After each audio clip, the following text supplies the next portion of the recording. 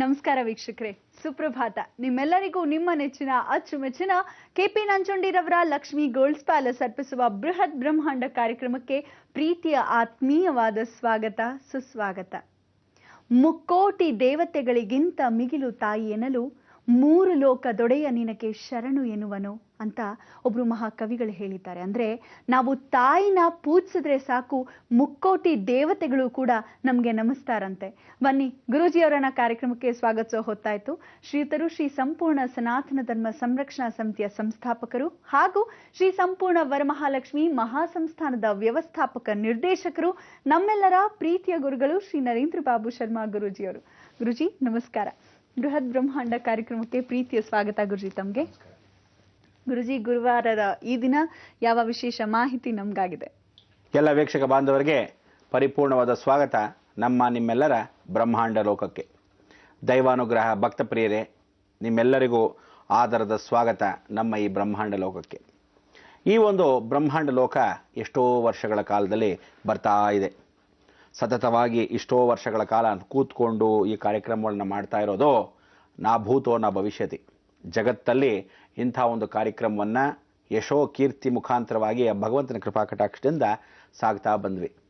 ಎಲ್ಲ ವಿಧವಾದ ವಿಚಾರಗಳನ್ನು ತಿಳ್ಕೊಂಡಿರತಕ್ಕಂಥ 5 ವರ್ಷಗಳ ಕಾಲದಲ್ಲಿ ಎಷ್ಟೋ ಮಹನೀಯರು ಬಂದು ಹೋಗಿರತಕ್ಕಂಥ ಈ ವಿಚಾರಗಳನ್ನು, ಎಷ್ಟೋ ವಿಚಾರಗಳು ಭಾರತ ಸಂಸ್ಕಾರದಲ್ಲಿ ಸನಾತನ ಧರ್ಮ ಮೌಲ್ಯಗಳನ್ನು ಎತ್ತಿ ಹಿಡಿದು ಇವತ್ತಿನ ಭಾರತ ಸಂಸ್ಕಾರವನ್ನು ಎಷ್ಟೋ ಮಟ್ಟಿಗೆ ಉಳಿಸಿದ್ದೀವಿ ಅನ್ನೋ ಹೆಮ್ಮೆ ನಮ್ಮದಾಗಿದೆ.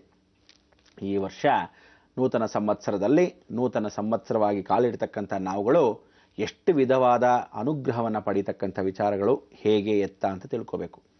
ಈ ವಿಚಾರದಲ್ಲಿ ಗುರುವಾರ ಬಂದಿದ್ದೀವಿ, ಬಹಳ ಸಂತೋಷ.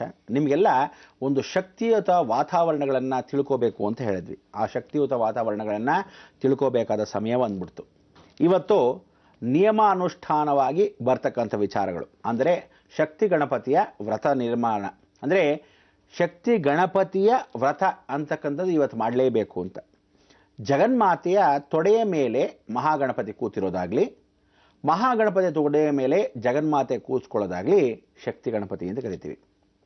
ಶಕ್ತಿಗೆ ತಾನು ಗಣಪತಿಯ ಮೂಲವಾಗಿದ್ದಾಗ ಮೂಲ ಆಧಾರವಾಗಿರತಕ್ಕಂಥ ಮೂಲ ಸ್ತಂಭ ಮೂಲ ಶಕ್ತಿ ಅಂತ ಕರಿತೀವಿ. ಅದೇ ರೀತಿ ಮಹಾಗಣಪತಿಯ ಮೇಲೆ ಜಗನ್ಮಾತೆ ಕೂತ್ಕೊಂಡಾಗ ಶಕ್ತಿ ಗಣಪತಿ ಅಂತ ಆವರಣೆ ಸ್ವರೂಪವಾಗಿ ಕೂತ್ಕೊಂತೀವಿ. ಈ ಎರಡರ ಶಕ್ತಿ ಕೊಡತಕ್ಕಂಥದ್ದು ಯಾರು? ಸುಬ್ರಹ್ಮಣ್ಯ. ಈ ಗುರುವಾರ ಆ ಸುಬ್ರಹ್ಮಣ್ಯನ ಸ್ಮರಣೆ ಮಾಡ್ಕೋಬೇಕು. ಸೋಮಾಸ್ಕಂದರ ಪೂಜೆ ಅಂತ ಎಷ್ಟೋ ಜನಕ್ಕೆ ಗೊತ್ತಿಲ್ಲ. ಸೋಮಾಸ್ಕಂದರ ಪೂಜೆಯನ್ನು ಈ ದಿನ ಮಾಡ್ತಕ್ಕಂಥ ವಿಧಾನ ಅಂದರೆ, ಒಂದು ಸಲ ಗಣಪತಿ ಶ್ರೇಷ್ಠವಾಗಿ ಪಾರ್ವತಿ ಪರಮೇಶ್ವರಿಗೆ ಇಷ್ಟವಾಗಿದ್ದ ದಿನದಲ್ಲಿ ಮಾವಿನ ಹಣ್ಣ ಕಥೆ ಎಲ್ಲರಿಗೂ ಹೇಳಿದ್ದೀವಿ. ಆ ಮಾವಿನ ಹಣ್ಣು ಕೊಟ್ಟಾಗ ಸುಬ್ರಹ್ಮಣ್ಯ ಕೋಪಗೊಂಡು ಮನೆ ಬಿಟ್ಟು ಹೊಟ್ಟೋಗ್ತಾನೆ, ಅಂದರೆ ಕೈಲಾಸವನ್ನು ಬಿಟ್ಟು ಹೊಟ್ಟೋಗ್ತಾನೆ.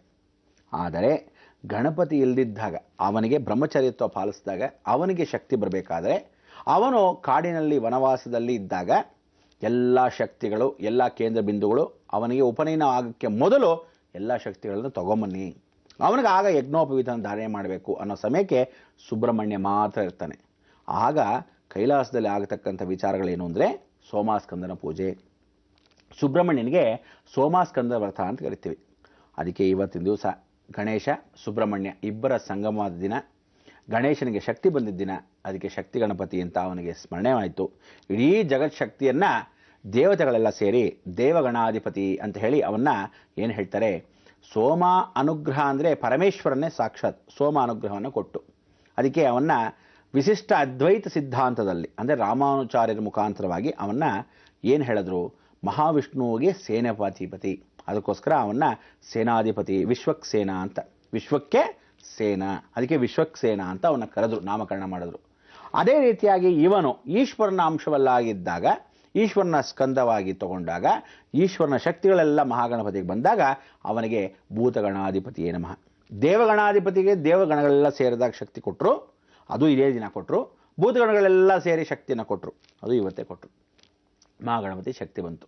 ಆದರೆ ಪಾರ್ವತಿ ಪರಮೇಶ್ವರ ಮಧ್ಯದಲ್ಲೇ ಕೂತ್ಕೊಂಡಾಗ ಸುಬ್ರಹ್ಮಣ್ಯನಿಗೆ ಶಕ್ತಿ ಬಂತು. ಹೇಗೆ ಬಂತು? ಅದಕ್ಕೆ ಅವನ ವೇಲಾಯುಧನ್ ಅಂತ ಕರೀತಾರೆ. ವೇಲನ್ನು ಕೊಟ್ಟರು. ಇವತ್ತಿನ ದಿವಸ ಆ ವೇಲನ್ನು ಪರಿಪೂರ್ಣವಾಗಿ ಕೊಟ್ಟಿರತಕ್ಕಂಥ ಪಾರ್ವತಿ ಪರಮೇಶ್ವರರು ಎಂಥ ಒಂದು ಸಂಗಮ ಅಂದರೆ, ಪರಮೇಶ್ವರನೇ ಸ್ವತಃ ಸುಬ್ರಹ್ಮಣ್ಯನಿಗೆ ಒಂದು ಶಕ್ತಿಯನ್ನು ಕೊಡ್ತಾನೆ. ಪಾರ್ವತಿಯನ್ನು ವೇಲ ಆಗಿ ಮಾಡಿಕೊಂಡು ಅವನಿಗೆ ಸುಬ್ರಹ್ಮಣ್ಯನಿಗೆ ಒಪ್ಪಿಸ್ತಾನೆ. ಸುಬ್ರಹ್ಮಣ್ಯನಿಗೆ ಶಕ್ತಿ ವೇಲಾಯುಧನ್, ಶಕ್ತಿ ವೇಲ ಆಯುಧನ್. ಆ ವೇಲನ್ನು ಇಟ್ಕೊಂಡಾಗ ಅವನಿಗೆ ಶಕ್ತಿ ಬಂದಾಗ ಶಕ್ತಿ ವೇಲ ಆಯುಧನಾದ. ಇವತ್ತು 2 ಶಕ್ತಿಗಳು ಸೇರಿರ್ತಕ್ಕಂಥ ದಿನ. ಸುಬ್ರಹ್ಮಣ್ಯನಿಗೂ ಜಗನ್ಮಾತೆ ಸೇರಿದ ದಿನ, ಗಣೇಶನಿಗೂ ಜಗನ್ಮಾತೆ ಸೇರಿದ ದಿನ.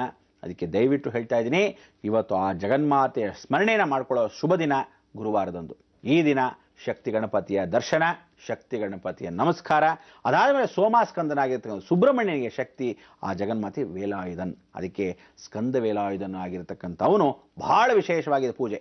2 ಪೂಜೆಗಳು ಹೇಗೆ ಅಂತ ತಿಳಿಸ್ಕೊಡ್ತೀನಿ. ಶಕ್ತಿಗಳನ್ನ ಹೇಗೆ ಉಪಯೋಗಿಸ್ಬೇಕು ಅಂತ ಹೇಳ್ತೀನಿ. ನಿಮ್ಮ ಮನೆಯಲ್ಲಿ ಯಾರ್ಯಾರದ ಶಕ್ತಿ ಅಂತ ಹೇಳ್ತೀನಿ.